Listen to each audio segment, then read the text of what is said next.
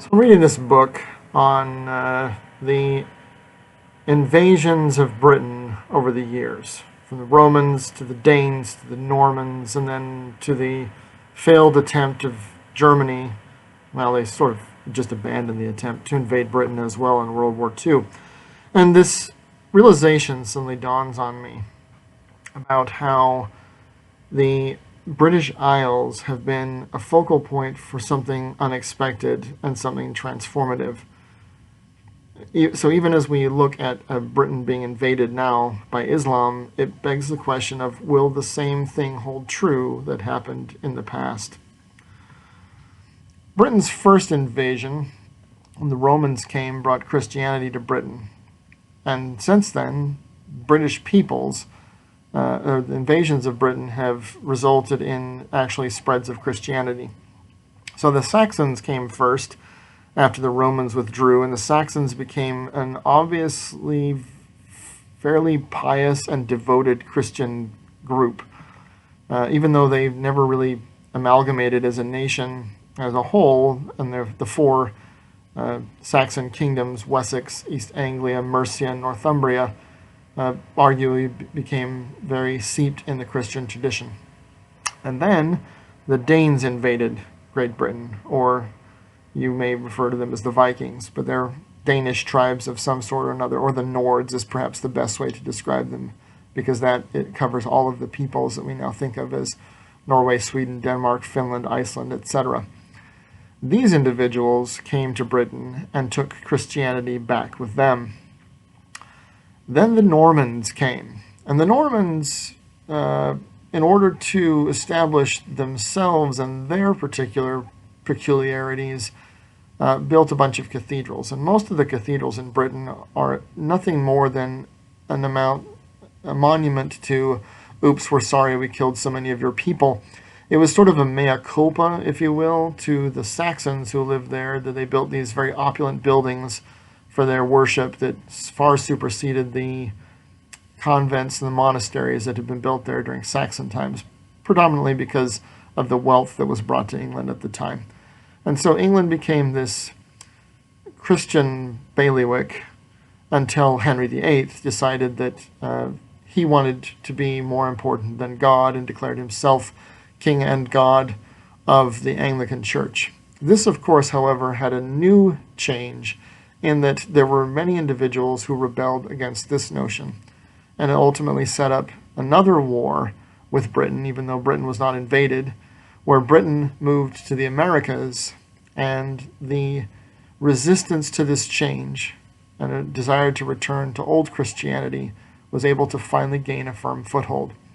Now, there have been other movements in the Reformation and attempts to break away and form other religious groups, most of which were persecuted, prosecuted, and annihilated in various parts of Europe. But it was in the Americas that they finally flourished.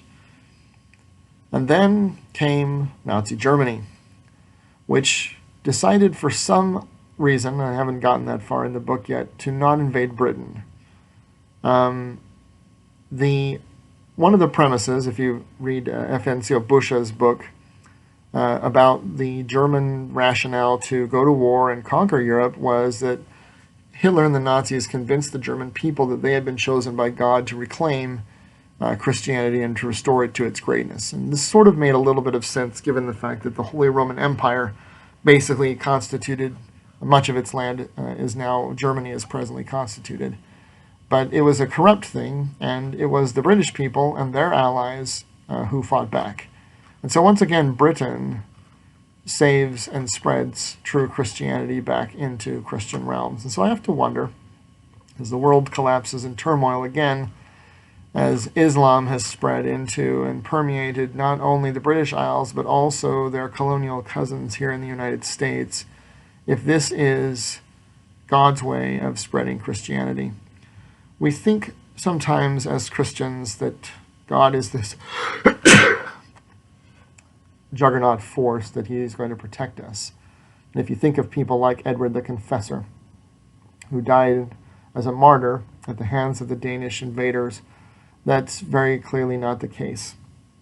We know that to be true if you know anything about the scriptures just by reading Isaiah who talks about the purposes of God being unknown and far outside the normal comprehension of most humans. And it would be very interesting if, once again, God let things happen to his people in order to let Christianity spread to those people who came to oppress his own.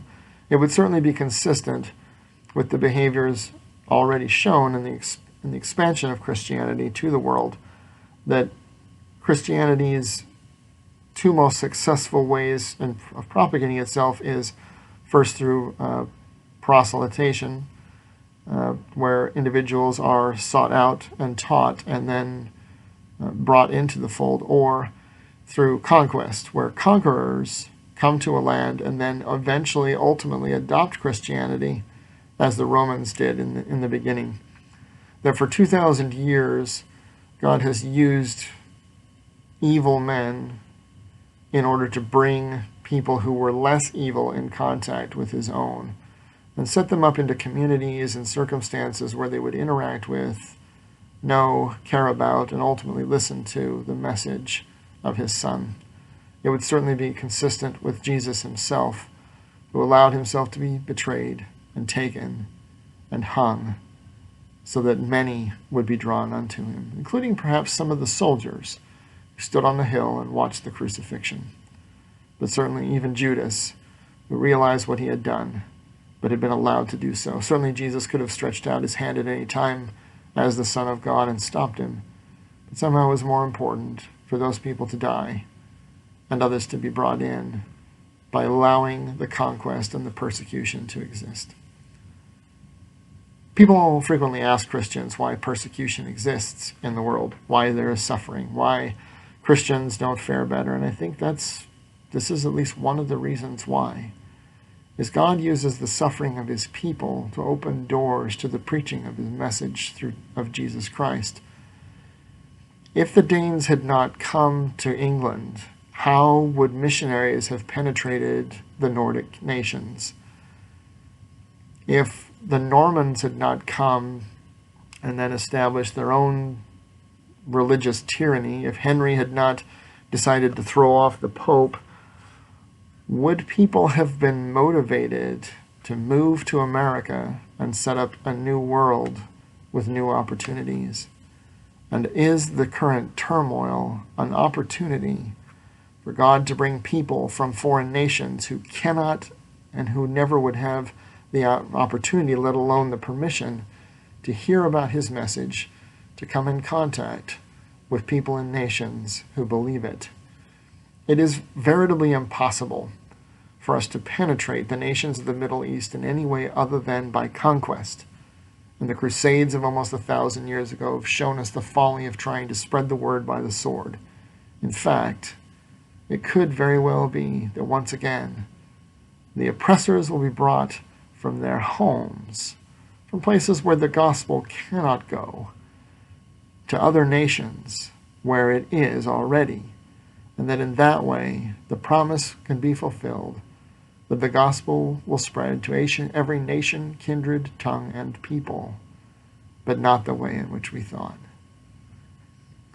I'm concerned about things, but this thought dawned on me today, this morning, that it is perhaps exactly God's plan to let certain evil people make certain headway in order to move certain other people who might be open to the possibility into contact with those who already have his word, and thereby spread the gospel to them and their families in a way that protects the missionaries, the members, and the message, because they're brought to Christ, just like those who were interested came to him in the first place.